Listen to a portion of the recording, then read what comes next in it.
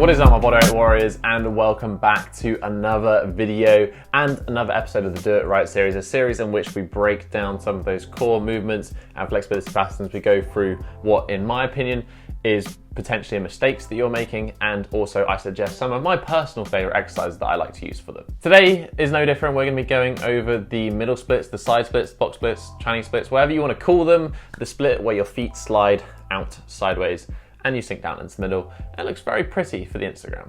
I thought this would be a good video to do at the beginning of this year because reading through the comments, as I always do, I saw a lot of people had the goal of achieving the side splits in 2020. So here is hopefully a video that can help you out and save you some time with your training to avoid some of those common pitfalls and mistakes. Just make the most of the time that you're going to spend doing it. Before we jump into that, if you want to suggest the next episode of the Do It Right series, feel free to leave a comment in the comment section down below. I would love to hear what you want to be seeing. So as always with the Do It Right series, we start off with some mistakes that you might be making when it comes to your technique around the exercise. So let's jump into mistake number one of middle splits. So this one is to do with the pelvic tilt, and most commonly the lack of actually having it. Now the pelvic tilt is really essential to understand for the middle splits because what it does, it basically allows the room for the middle splits to happen. One of the most common complaints that I hear with the middle splits is that when people are letting the feet slide out and they go down to the middle splits, they get to a point where it feels like there's that cramping and there's that pain on the outside of the hip. And there's like kind of a point that they basically won't go any further. Now this point is actually when that ball and socket of the hip hits the bone on bone and it physically cannot go any further. This is the limitation of the hip. So what we need to do is we need to create space for it, and we can do this in two ways, but essentially they're both doing the same thing. Way number one is by anteriorly tilting the pelvis. So this would be if we had our pelvis was a cup of water, we want to imagine like we're going to spill water out the front of our pelvis. We want to twerk our bum, we want to stick our bum in the air and almost move our torso from a vertical position to a more horizontal position. This will then eliminate that bone on bone movement that is preventing us from going down into middle splits. It will create more space in the hip capsule and we should be able to slide out a little bit further into our middle splits. The second option for doing this is by externally rotating the leg. So this would be moving into what would look like basically a more toes up position of middle splits. So this does mean that when we actually look at the middle split from the side, the middle split is going to look more like a really, really wide pancake, such as the middle split that my client Mark achieved recently. And by the way, he is in his 50s and still super flexible. So there's absolutely no excuse. So that is mistake number one. Basically, to do the middle splits well, you need to learn how to effectively twerk your hips. Mistake number two is really one that could be applied to stretching in general, but it is the idea that you are stretching as opposed to strengthening.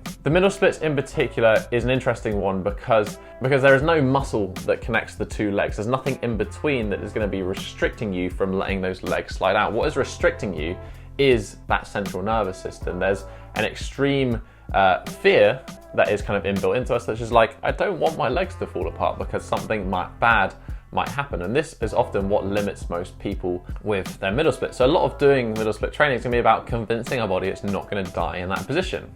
Now there's several ways in which we can do this, but the main thing is being strong. The stronger we are, the more range we're going to allow because our body feels more comfortable that we can hold ourselves in that position. So one of the mistakes I see often is people are just stretching the middle splits. Maybe they lie on their back against the wall and they let their feet hang each side to side. And yes, you're getting a stretch on the inner thigh, but you're never actually getting that strengthening work, which is really going to effectively help you with the middle splits. It's useful to some degree. You're going to get some form of stretch, yes.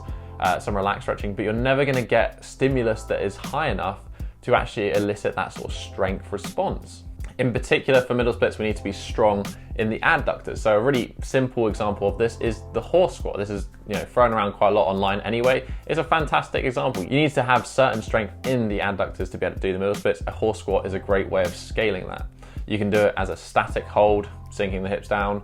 Sitting in a horse squat, you can do it for reps, holding a weight, for example. And at a more flexible end, you can even do something like adductor flies. All of these are good examples of how we can strengthen the adductors and strengthen that middle split position.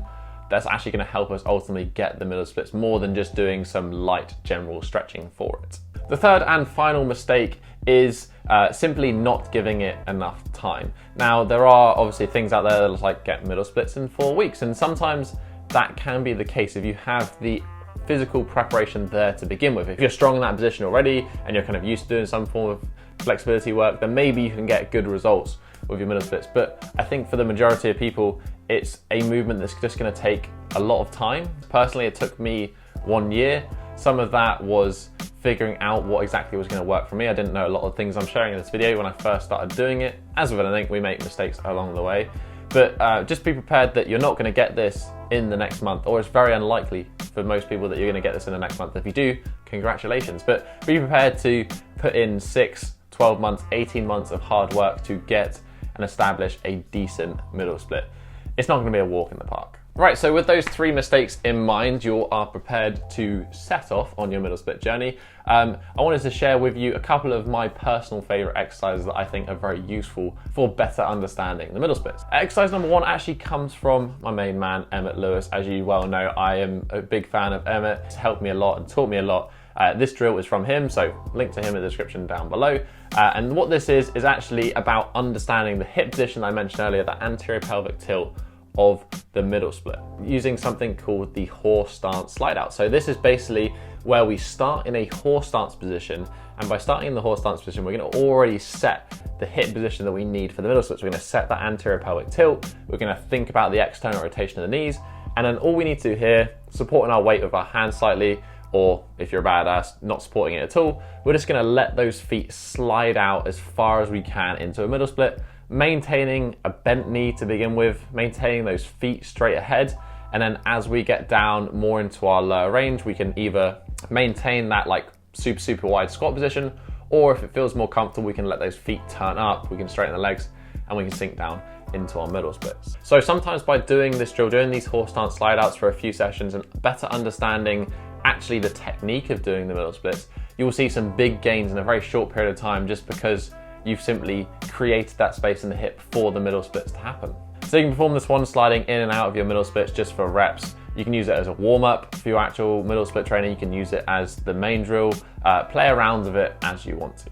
The second exercise is probably the most obvious exercise, and that is the active middle split position. Now this one is actually basically based on the original middle split routines that I've posted on this channel, so I'll link both of those down below if you want full details about the different routines. There's both the loaded routine, and then there is also a bit more of a PNF, PRR based routine as well. This revolves around the strengthening versus stretching approach to things. So what we're going to do is essentially slide out into our middle splits, and we're going to hold that middle splits. By doing this, we get an eccentric loading of the middle splits. We're going to help strengthen those muscles around the inner thigh that are going to actually support us in that middle split position, and we can gradually over time simply get stronger by holding these isometric contractions in this position. We're going to want to hold from anywhere between 45 and 90 seconds in that middle split position. Whilst we're in that middle split position, we want to perform some contractions. So we're going to perform 3 to 5 contractions, each lasting about 10 seconds long.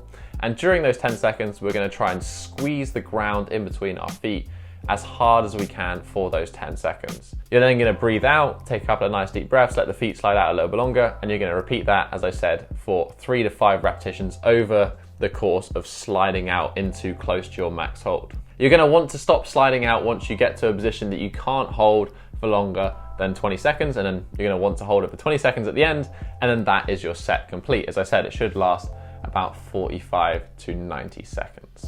This one seems obvious, and it kind of is, but the comments previously on the technique and the form that I think you should be using when it comes to anteriorly tilting that pelvis, maintaining a slight bend at the knee, squatting down into the middle split, is really what's going to help you unlock the middle split in the long run, and then just staying consistent with that strength training is what's going to be the key to unlocking it. But that is basically it for this week's video, guys. Hopefully a relatively straight to the point video, and if you want some more information, I recommend those 2 routines that I mentioned previously in the description down below. If you do have any questions about today's video, feel free to leave a comment in the comments section down below, and I'll do my best to answer any of your questions. If you just found this video helpful and you thought it was useful, then please just hit that thumbs up button and support the channel. I'd highly appreciate it. Whilst you're down there as well, you can also hit that subscribe button if you want to join the Bodyweight Warrior tribe and not miss out on any more future content that I'm sharing on this channel in the year 2020. We're going to step things up another notch. But that's basically been it for this week, guys. I will catch you in the next episode. Have a strong week, and peace.